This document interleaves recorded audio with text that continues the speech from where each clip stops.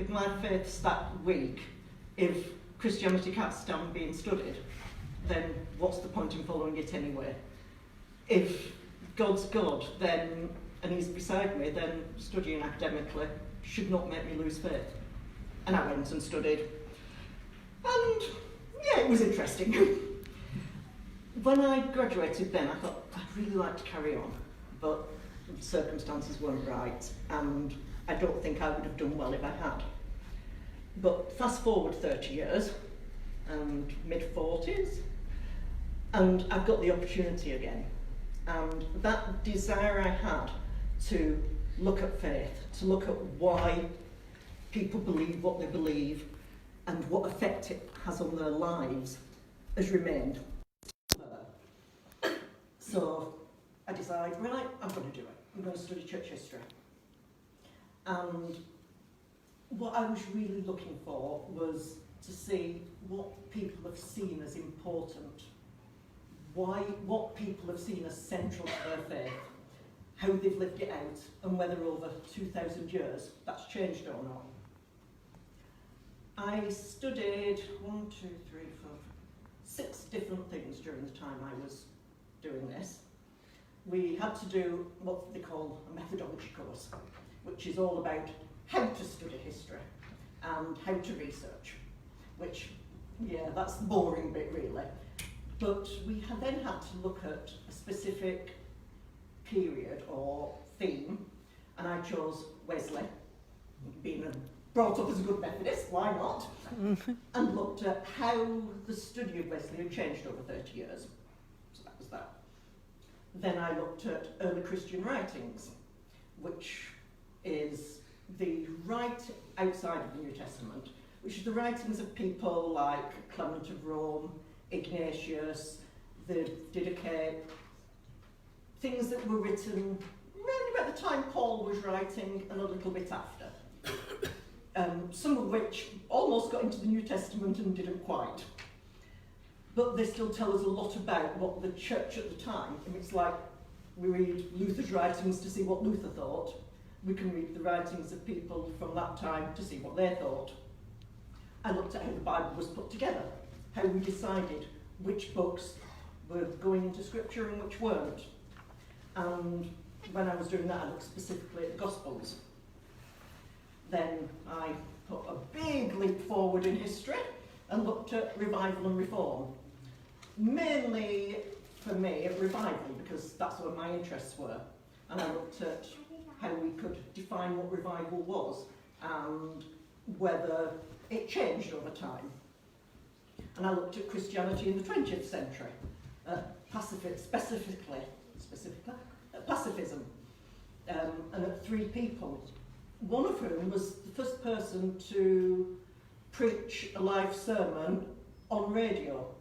He had a massive following, Church of England guy, and now I don't think anybody's ever heard of him. He was called Dick Shepherd. I also looked at a Methodist and a Catholic when I was writing that essay.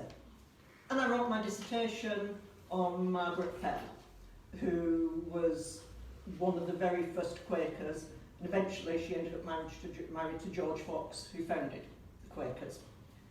But that gives you an overview of what I've done, and I'm keeping an eye on the time. And I could go into details about any of that, but it won't actually be that relevant. What I want to look at is what I learned that's relevant to me as a Christian. What makes a difference to my life? And even, is there any point in studying history? Why am I saying, why did Michael say it's important to look at? There's a psalm. Is that going to happen every time I move around that pocket? There's a psalm, Psalm 78, and I want to read a little bit of it. When I read it, just remember the first couple of verses is what the psalmist is saying, not what I'm saying. Because it starts, my people, hear my teaching. That's the psalmist, not me. Listen to the words of my mouth. I will open my mouth with a parable. I will utter hidden things from old, things we have heard and known, things our ancestors have told us. We will not hide them from their descendants. We will tell the next generation the praiseworthy deeds of the Lord, his power and the wonders he has done. He decreed statutes for Jacob and established the law in Israel, which he commanded our ancestors to teach their children, so that the next generation would know them, even the children yet to be born. And they in turn would tell their children. Then they would put their trust in God and would not forget his deeds, but would keep his commands. They would not be like their ancestors, a stubborn and rebellious generation, whose hearts were not loyal to God and whose spirits were not faithful to him. And in there you can see that we study history so that it reminds us of what God's done. We can look at different movements in the church and say, yeah, God did that, and it encourages us to carry on. We see people who suffered all kinds of things, but their faith remained, and it encourages us to carry on. We can look in scripture and see something would happen like the Israelites crossing into Canaan, and God would say, right, set up a memorial so that you'll remember this. And it's all about remembering what God's done. When I sat and thought about, well, what did I learn that's really important? I came up with 3 things. And they don't all begin with the same letter, but Dan said, oh, you've got to change this so they've got the same letter. Can't do that. And the first thing, the most important thing that I noticed, it's something we all already know, but it really stood out, was how central to faith Jesus is. Mark's Gospel starts the beginning of the Gospel of Jesus Christ, the Son of God. And that's, well, we all know Gospel there isn't to do with it being a book in the Bible, it's to do with being good news. The Gospel was victory news. It was Jesus is alive. And that was the first thing that the early church were preaching. Jesus said, teach them what I've commanded you. They taught about the death of Jesus, the resurrection. If you look in Acts 2, that first sermon, it's all Jesus fulfills the Old Testament prophecy and Jesus is alive. That was the main thing. It was what they wanted to say. There was these, 120 people just received the Holy Spirit, and all they could think of was, it's about Jesus. And they went out and said that. The worship, I looked, when I wrote my essay on the early Christian writings, I looked specifically at, well, the essay said Eucharist, but communion, breaking bread. And one of the things I saw was that when the early church were at worship, they centred on the breaking of bread, of remembering what Jesus had done.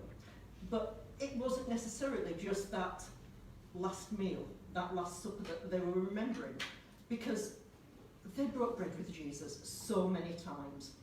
If you read through the Gospels, there are so many meals, and they're all recorded there. And when the early church were breaking bread, they were remembering what they did with Jesus. Mm-hmm. And, Acts again says they broke bread in their homes and ate together with glad and sincere hearts, praising God. And that's what they were doing. Jesus was central, and they gave thanks as he did. We see in the New Testament lots of different ways. There's some thoughts that some of the things quoted in Corinthians, for instance, were hymns that they were singing. But the whole idea was that when they remembered Jesus in a meal, that they would meet with him again. The worship was about meeting with Jesus. And that's what they expected. And then moving on, and we look at scriptures. When we're looking at the very early church, those first 20 years or so, they didn't have the Gospels, they didn't have the letters.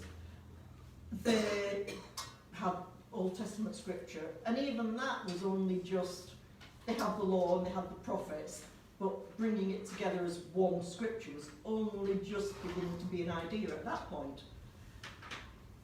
When the Gospels started circulating, first Mark and then the others, they didn't treat like we would treat scripture now. You know, Matthew and Luke took Mark and said, well, that's a good start, and then they added bits to it. Well, we wouldn't add bits to scripture, would we? No. But it was automatic for them to do that. But when I started looking at how it was all pulled together into what we've now got, the first things that began to be treated with more respect, but began to be treated as special were the four Gospels. It's quite early on, in the 2nd century, so 100 to 200, when you see them referring to the four Gospels as meaning the four books. And they talk about the four as meaning Matthew, Mark, Luke and John.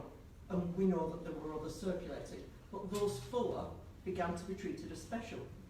And they were treated as special because they were about Jesus. The Gospels were the important things.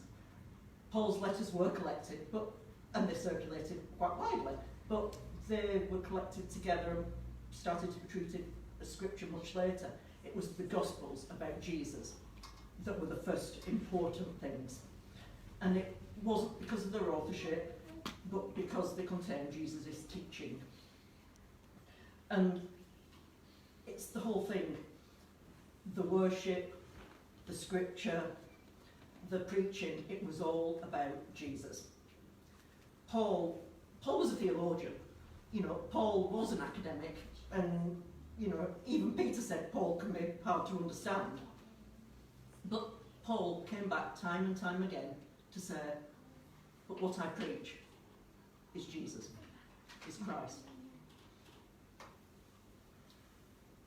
The next thing that I noticed was how wide, how vast God's grace is. And I'd like to give you a bit of a whistle-stop history here. We talk about the early church, and it's the early church. Only it wasn't. You know, they were meeting in homes. How big is a home? You know, you think 3,000, the Acts says 3,000 were saved at Pentecost. You think 3,000 in your house? No, they met in smaller groups. They were met in houses, they met in the temple courts. They were a Jewish sect. The first Christians were Judean Jews, and that's how they saw themselves. They didn't, Peter, John, James, they didn't think, oh, we're going to found a new religion. They were Jews. They worshipped in the temple, and you know, there was 120 of them at Pentecost. They expected to be Jewish for the rest of their lives. And then, from that small group, you suddenly start to get Greek Jews become Christians. And, you know, people from some of the other countries. And then you get an argument. There's got to be an argument, hasn't there? You know, they're getting treated better than we are. That's not fair. They're getting more bread than we are. So, yep, good idea. Appoint 7 deacons. 2 of those deacons, one of them got martyred not long after. The next year of the next one, he's preaching in Samaria to the Samaritans. The Samaritans are not exactly friends, not people you associate with, but Philip's off preaching to them. And then he's preaching to an Ethiopian. You get the feeling somehow that the gospel's kind of running away with these people. And then after that, you get Peter. And Peter goes off and gets called to go and preach to Cornelius. And Cornelius wasn't a Jew by any stretch of the imagination. He was a God-fearer, but he wasn't a Jew. What happens to Peter? Is it, oh great, well done Peter? No, he gets called to account. He has to stand up in front of them all and say, well actually, since God's Spirit fell on them, I thought I better had. He gets called to account. And then after that, you've got Cyprus, you've got Antioch, you've got more Gentiles coming in. And then you've got Paul, who's going around all these places. And he's got Silas and Timothy with him. And the church in Jerusalem that started up, you know, with these few Judean Jews. They say, what on earth is happening here? And they have a council and they decide, right, this is what you've got to do, you don't have to follow these laws, but it'd be good if you did this. That's settled, yeah? No. You know, 100 years later, they're still arguing about what Jewish laws they have to keep and what they don't. And, well, I've heard these arguments quite recently as well. This, nothing was settled at that point. And then Paul goes on and he argues with Barnabas, and then he argues with Peter. I read one book that was arguing that the reason the church in Antioch and the church in Ephesus were really keen to send Paul out on his missionary journeys is because it meant they were sending him away and they were sending him out. You know, people argued. You know, why did Jesus tell the disciples, and goes through that they should love each other? You know, my feeling is because they needed to be told. You know, they weren't told love each other because they were doing so. They were told love each other because Jesus knew full well what they were like. And they were going to be arguing. And they were going to have to learn to love each other. But we see all these arguments. But the gospel spread. The news about Jesus spread. God used all these people that argued with each other, that couldn't work out whether they should go that way or that way, that couldn't work out which laws they had to follow and which they didn't. God used them. And the gospel spread. And we've had 2,000 years of this happening. You know, at first there wasn't any centralised authority. You've got bishops and travelling apostles and travelling prophets, and towards the end, some bits of the New Testament, you begin to hear about these. Towards the end of the 2nd century, you've got Irenaeus writing a book against heresy. He's writing this because he was looking across the churches and finding that this group were believing this that he thought was wrong, and this group were believing something else. And he was saying, well, hang on, that's not what we know is right about Jesus. So he wrote this book against heresy to try and unify the church's beliefs. And just as an offside, Irenaeus had been a disciple of Polycarp, who'd been a disciple of John, so we're talking about people 2nd, 3rd generation here. And then you've got people like St. Augustine of Hippo, so that's the beginnings of the African church. Now he said, well, hang on, if you argue against the church, because the church is now part of the state, you're arguing against the state, which means that's treachery, which means we can go after you with the law. We can enforce this. And to unify the church is even a just thing to be doing. We can go to war against people that don't believe what we believe. I don't like Augustine very much sometimes. But the church became part of the state. And then there was councils. And you've got these 7 big councils that happen between the 4th to the 8th century. And they were all about theology and heresy. And a lot of it seemed to be decided by who was most powerful, who had the emperor's ear, who could gain more supporters, so that when the council started arguing about things, there was more people on their side than the other side. And you get bishops losing their jobs or being exiled because they came out on the losing side. And then there's another council, and suddenly those people are getting their jobs back, if they haven't been killed in the meantime. There's arguments. It gets really heated. And yet, at this period, this is where the Nicene Creed comes from. You know, the statement of, I believe in God Almighty, which sets out the very basics of our faith. This is where the canon of Scripture was finally decided, not in one of the councils, but as an adjunct to it. And can you imagine our faith without Scripture?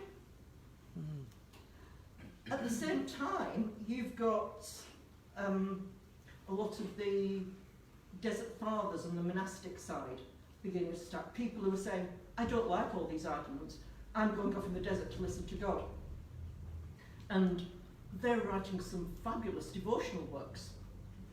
in this country, you've got people like St Hilda at Whitby, who started teaching and started collecting books together. She ran a monastery, she was very into people learning and into music. She encouraged, I think the tradition says he was a cowherd, but one of the earliest musicians that wrote church music. That is happening at the same time. And you've also got those beautifully illustrated manuscripts, which in themselves are the hours spent doing just one initial. That in itself is an act of worship. And that's all happening at the same time. You know, God's using, in spite of everything that man does, God's grace reaches beyond it and uses all these people to make sure that we are here. And, you know, the church continued to spread. You've got the split between East and West. Only it's not that straightforward, really, because you've got the Coptics and the Africans and the Indians, and you've got different types of Orthodox, and then you've got the Crusades, you've got Catholic and Protestant, you've got heretics, you've got all the different flavours of Protestantism that then happened.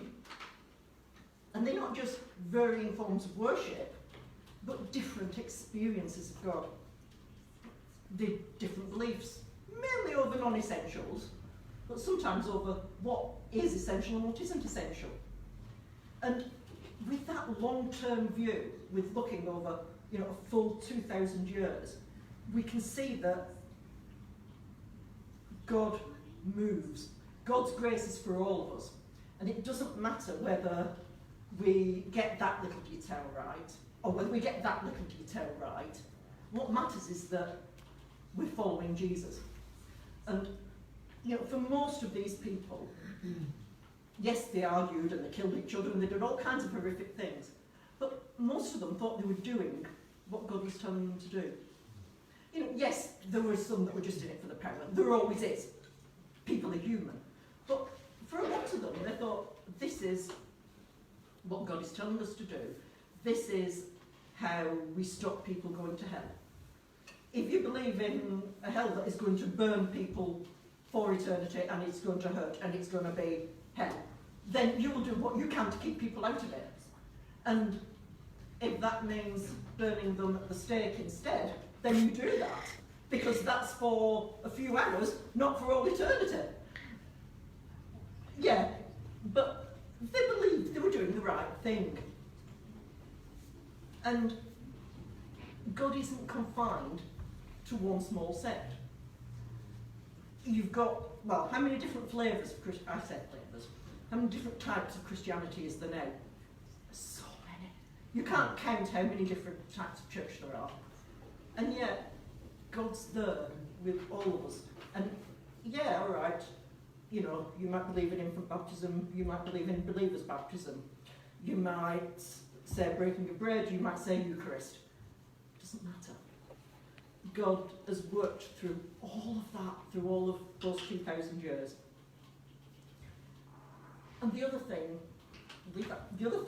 that I saw was that there aren't any cookie cutter Christians. We're not all cut from the same mould, and we don't have to be. God uses our uniqueness.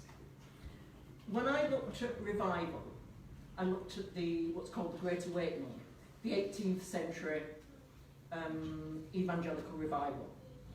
And I looked at lots of people, but specifically at Jonathan Edwards in America, at George Whitefield, who was in America and the UK, and at John Wesley. Now, Edwards was a pastor, and that was his gifting. He was pastor in the church that his grandfather had pastored. His grandfather had told him how over the years there'd been what his grandfather called 4 or 5 harvests, were probably about once every generation people saw, oh, that's what it's about, and the church grew a little. But Jonathan Edwards was concerned for his church. He prayed a lot for it, and he was Calvinist, and he saw some non-Calvinist teachings being spread in the local area and was very concerned. He talked to his youth. He set up groups for his youth to come and discuss things. Then there was a couple of young people died through, I can't remember offhand, through the various things that young people died of then. And there was a lot, the young people in the church began to say, hang on, we've got to think about things. And he carried on praying for them. And then in 1734 he preached 2 sermons on justification by faith. And from that point, that was a turning point. Especially the young people in the church, but the church began to be convicted of sin. And that's how it was. It was a very slow process. People would say, oh, I've sinned, I've messed up. And they would spend, I think the phrase I put here was long dark night of the soul. But Jonathan Edwards was a pastor. He spent time with his church. He spent time with his people. And his concern was to see the people in his church grow in God, and to see the young people of the town who kind of drifted in and out to be in the church and growing with God. When everything kind of took off and all these people came to faith, he wrote about it. And that book came across to England and had quite a stirring. But at the same time that Edwards was preaching, George Whitefield was preaching. Now, Whitefield was not a pastor by any stretch of the imagination. He was a preacher. He was known as, for using theatrical, when he was a student he'd been involved in theatrical societies and things, and he used this to great effect when he was preaching. He was an itinerant. He travelled around the UK, and then he went to America and travelled around America. Before he went to a place, he'd actually had a manager get things published in the local papers to say, this is what's happened in other places that George Whitefield's preached, and now he's going to preach here, come along. He preached his socks off, basically. He had people going, whoa! And he had a completely different, people would come and respond there and then. Because they had to, because he was going on to the next town in a couple of days. So he preached for an immediate response. He was a preacher. And then you've got Wesley. Now, Wesley was in this country. He was a preacher, but it wasn't the main thing that he was good at. He really was, I think I would say, administrator or leader. He was good at organising things. You know, that's how the Methodists got their name. When he was leading a group at Oxford, it was all about, they did things methodically. And he went out and preached. He travelled probably more miles than anyone else preaching at the time. But he organised, he trained his preachers. He built up libraries and told his preachers, you must get up at this time in the morning and read these books before you go off to preach. You've got to study. He organised small groups so that people who responded to the preaching could then meet together in class, what they called classes during the week. He encouraged them to still go to the Anglican Church for communion and things, but he organised them. He was an organiser. So you've got a pastor, a preacher, an organiser. God used all of them within the evangelical revival, and he used them all with the giftings they had.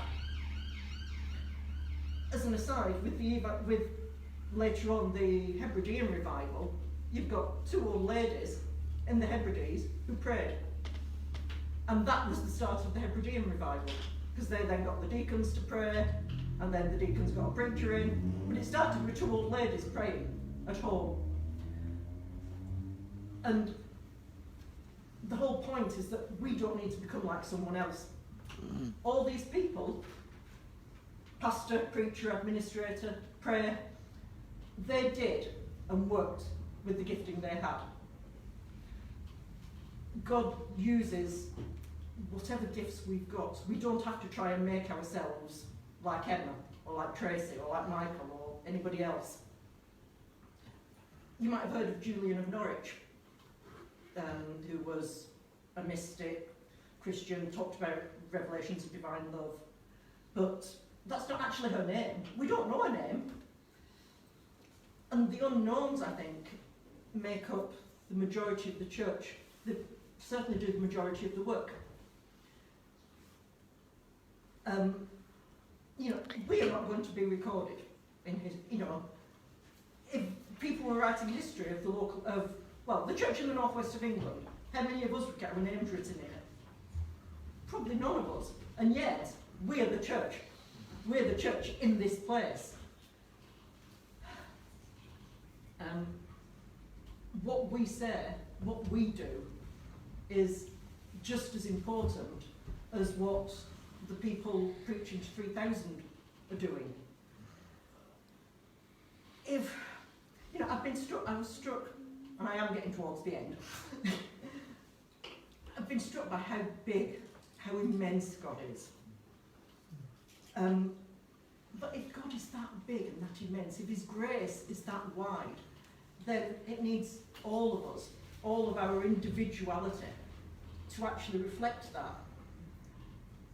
We're made in God's image, and there's so much of God's image that if we were all the same, then all the rest of that image would go unshown. We need to be ourselves, not a copy of someone else.